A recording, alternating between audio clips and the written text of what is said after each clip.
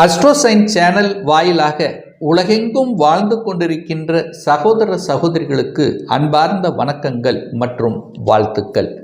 இன்றைய பதிவு கும்பராசி அன்பர்களுக்கு சனி பகவான் வக்ரமாக கூடிய இந்த காலகட்டத்தில் ஏற்படக்கூடிய பலன்கள், மாற்றங்களையும் திருப்பங்களை பார்க்க போகிறோம். இந்த சனி பகவான் எப்போ நமக்கு வக்ரமாக அமைகிறது அப்படின்னா, வருகின்ற ஜூன் மாதம் 30ஆம் தேதி சனி பகவான் வக்ரமாகி வருகின்ற நவம்பர் மாதம் 15ஆம் தேதி வக்ர நிவர்த்தி ஆகிறது. ஸோ இந்த இடைப்பட்ட இந்த 4.5 மாதத்தில் இந்த சனி பகவான் வக்ரமாக கூடிய அந்த சனி பகவான் உங்களுடைய கும்பராசி என்பவர்களுக்கு ராசியிலேயே வக்ரமாக இருக்கக்கூடிய இந்த காலகட்டத்தில் ஏற்படக்கூடிய மாற்றங்களை பார்க்கும் பொழுது, சனி பகவான் உங்களுக்கு 7.5 சனியில் ஜென்ம சனியாக உங்களுக்கு இருந்து கொண்டிருந்ததல்லவா, அப்போ ஜென்ம சனியாக இருந்து கொண்டு உங்களுக்கு மன உளைச்சலை கொடுத்து கொண்டிருக்கிறது. உங்களுக்கு நல்ல எண்ணங்கள், அதாவது உங்களுடைய எண்ணங்கள் உங்களுடைய சிந்தனைகளில் குழப்பத்தை விளைவித்து கொண்டிருந்ததல்லவா, அப்போ சனி பகவான் எந்த இடத்தில் இருந்தாலும் அந்த இடத்தை கெடுப்பார் அப்படிங்கிற விதியினுடைய அடிப்படையில் உங்கள் லக்னம் ராசியில் இருந்து கொண்டு உங்களுக்கு, அதாவது சனிங்கிறது யாரு, ஒரு இருட்டு கிரகம் அல்லவா, அப்போ ஒரு இருட்டு உங்க ராசியிலேயே உட்கார்ந்திருக்கும் போது எப்படி உங்களுக்கு நல்ல விதமாக செயல்பட முடியும்? நிச்சயமாக இல்லை அல்லவா. ஸோ அந்த அமைப்பின்படி இப்போ சனி வக்ரமாகிறார். வக்ரம் அப்படிங்கிற என்ன, தன்னுடைய இயல்புக்கு மாறிய தன்மை. அப்போ இதுவரைக்கும் ஒரு குடைச்சல், ஒரு மந்தத்தன்மை, ஒரு தேக்கத்தன்மை, தான் சரியாக செயல்பட முடியாத தன்மை இருந்து கொண்டிருந்த இந்த கும்பராசி என்பவர்களுக்கு இந்த வக்ர காலத்தில் எழுச்சி பெறக்கூடிய தன்மை, அதுவும் குறிப்பாக தன்னம்பிக்கை இல்லாமல் இருந்தீர்கள் அல்லவா, இப்போ இந்த வக்ர காலத்தில் தன்னம்பிக்கை கிடைக்கும். ஒரு மனிதனுக்கு எது முக்கியம்னா தன்னம்பிக்கை வேணும் அல்லவா, அந்த தன்னம்பிக்கை கிடைக்கக்கூடிய எண்ணங்களில் பாசிட்டிவை கொடுக்கக்கூடிய, பாசிட்டிவ் வைப்ரேஷன் கொடுக்கக்கூடிய தன்மை இந்த காலகட்டம் உண்டு.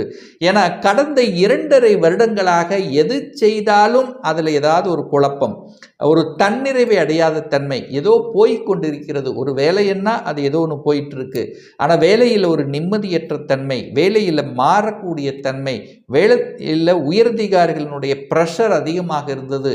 அப்போ ஒரு நிம்மதி இல்லாத தன்மை கொடுத்து கொண்டிருந்தது அல்லவா. குடும்பமாக இருந்தாலும் சரி, வேலையாக இருந்தாலும், கடன் ரீதியாக இருந்தாலும், எதிர்ப்பு பகையாக இருந்தாலும், குழந்தை சம்பந்தப்பட்ட விஷயமாக இருந்தாலும், நீங்கள் நிறைவேறாத ஆசைகள் இருந்ததல்லவா, அத்தனையும் பிரச்சனையோடு இருந்த விஷயங்கள் அத்தனையும் தீர்ப்பதற்கு இந்த வக்ர காலகட்டம் உங்களுக்கு அமைய போகிறது அப்படிங்கிறத சொல்லலாம்.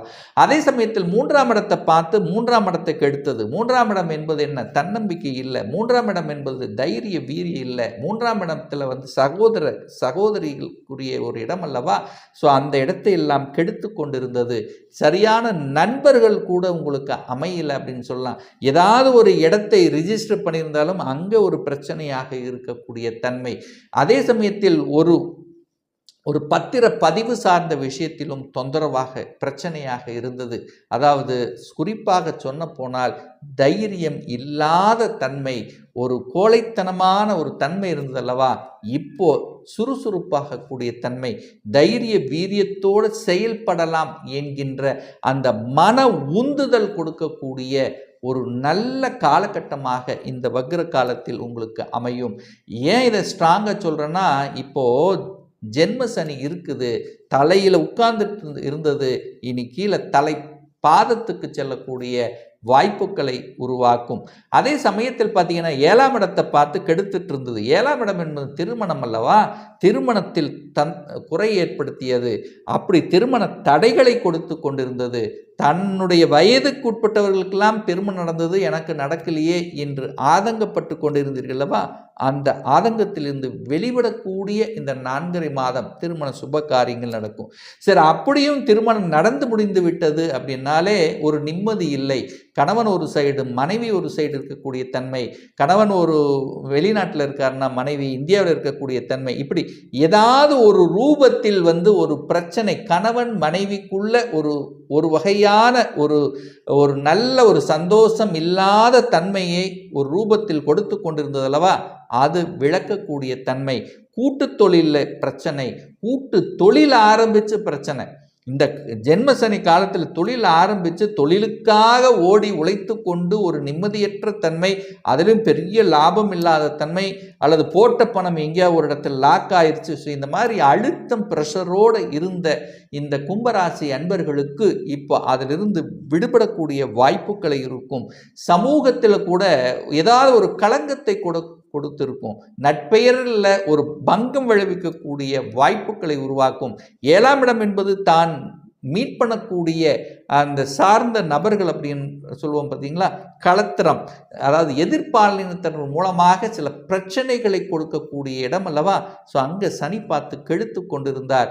ஸோ இப்போ அது எல்லாமே விலகுவதற்கு, அதிலிருந்து மாறுவதற்கு, அதிலிருந்து மனம் மாற்றம் அடைவதற்கான வாய்ப்புகள் சந்தர்ப்பங்களை நிச்சயமாக உருவாக்கும். ஏன் சொல்கிறேன்னா, 8ஆம் இடத்தை குரு பார்க்குறார். அப்போ 8ஆம் இடம் என்பது வலி, வேதனை, துக்கம், துயரம், அசிங்கம், அவமானம். ஸோ இந்த மாதிரி வம்பு வழக்கில் மாட்டிக்கொண்டு கணவன் மனைக்குள்ள பிரச்சனை கொடுத்து கொண்டு விவாகரத்து சார்ந்த விஷயத்துக்கு போய்கொண்டு ஸோ இந்த மாதிரி பல பிரச்சனைகளோடு அனுபவித்து கொண்ட வழிகளோடு இருந்தவர்களுக்கெல்லாம் வழி நிவாரணம் கிடைக்கக்கூடிய தன்மையை இந்த காலகட்டத்தில் நிச்சயமாக உருவாக்கும். பணம் லாபம் கிடைக்கல, ஏன்னா 10ஆம் இடத்தை பார்த்தது சனி. 10ஆம் இடம் என்பது என்ன? தொழில் அல்லவா. சரியான தொழில் அமையல, சரியான வேலை அமையல. வியாபாரத்தில் இருந்தாலும் அங்கே பிரச்சனையாக இருந்தது, நிறைய பொருள் ஸ்டாக்காக இருந்தது, விற்காமல் இருந்தது. ஸோ தொழில் வேலை வியாபாரத்தில் இக்கு வைத்து கொண்டிருந்தது, நிம்மதியற்ற தன்மை கொடுத்து கொண்டிருந்த உங்களுக்கு இப்போ இந்த காலகட்டம், ஏன்னா 10ஆம் அதிபதியாக இருக்கக்கூடிய அந்த செவ்வாய் பார்த்தீங்கன்னா கடந்த சில மாதங்களாக சனியோட ராகுவோட இணைந்து ஏதாவது ஒரு மாதிரியான தன்மை இருந்ததல்லவா. ஸோ அதிலிருந்து வெளிவரக்கூடிய தன்மை இந்த ஜூலை மாதத்திலிருந்து உங்களுக்கு ஆரம்பிக்கும். ஏன்னா 10ஆம் அதிபதியாக இருக்கக்கூடிய அந்த செவ்வாய் இந்த மாதம், இந்த ஜூலை மாதம் இந்த 7ஆம் தேதியிலிருந்து பார்த்தீங்கன்னா நிச்சயமாக உங்களுக்கு எங்கே ஆரம்பிக்கிறது? ஜூலை மாதம் 7ஆம் தேதி குருவோடு சேர்ந்து குரு மங்கள யோகத்துடனும் அந்த 10ஆம் இடத்தை பார்க்குதல்லவா, நிச்சயமாக வேலையில் இருந்து வந்த கஷ்டங்களிலிருந்து விடுபடக்கூடிய ஃபஸ்ட் ப்ரியாரிட்டி உங்களுக்கு நிச்சயமாக உருவாக்கும். சகோதர சகோதரிகள் இருந்து வந்த கருத்து வேறுபாடுகள், கருத்து மோதல்கள், இணக்கங்கள், அதில் ஒரு நல்ல இணக்கம் இல்லாத தன்மை, ஒரு குறை சொல்லி கொண்டிருந்த விஷயங்கள், அது எல்லாமே மறையக்கூடிய தன்மையை நிச்சயமாக உருவாக்கும். வெளிநாட்டு தொடர்புகளை உருவாக்கும். வெளிநாட்டுக்கு போக முடியல அப்படின்னு இருக்கின்றவர்களுக்கு வெளிநாட்டுக்கு செல்லக்கூடிய வாய்ப்புகள் சந்தர்ப்பங்களை நிச்சயமாக இருக்கும். வெளிநாட்டு தொடர்புகள், விசா கிடைக்கும். வெளிநாட்டில் இருந்தாலும் அங்கே செட்டில் ஆகல இருந்தவர்கள், வெளிநாட்டில் இருப்பவர்கள், பிஆர் அப்ளை பண்ணி காத்து கொண்டிருந்தவர்கள், பிஆரே கிடைக்க மாட்டேங்குதுன்னு இருந்தவர்களுக்கெல்லாம் திடீரென்று பிஆர் கிடைக்கக்கூடிய சந்தர்ப்பங்கள், கடனை அடைக்க முடியாமல் தவித்து கொண்டிருந்தவர்கள் கடனை அடைப்பதற்கான சாத்திய கூறுகளை உருவாக்கும். 4ஆம் இடத்தில் குரு இருக்கின்ற காரணத்தால், 4ஆம் இடத்தில் ஒரு சுப கிரகம் இருக்கிறதுனால தாய் தந்தையரில் இருந்து வந்த கருத்து வேறுபாடுகள், அவர்களுடைய உடல்நலம் சார்ந்த விஷயத்தில் இருந்து வந்த பிரச்சனைகள், அதெல்லாம் சரி செய்யக்கூடிய சந்தர்ப்பங்களை நிச்சயமாக இந்த சனியினுடைய வக்ர காலத்தில் அமையுங்கிறதுல எந்த மாற்று கருத்தும் கிடையாது.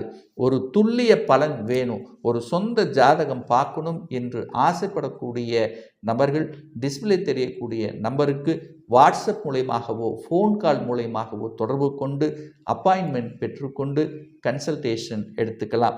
நிச்சயமாக இந்த பதிவு ஏதாவது ஒரு ரூபத்தில் உங்களுக்கு யூஸ்ஃபுல்லாக இருக்குங்கிறதுல எந்தவித மாற்று கருத்தும் கிடையாது.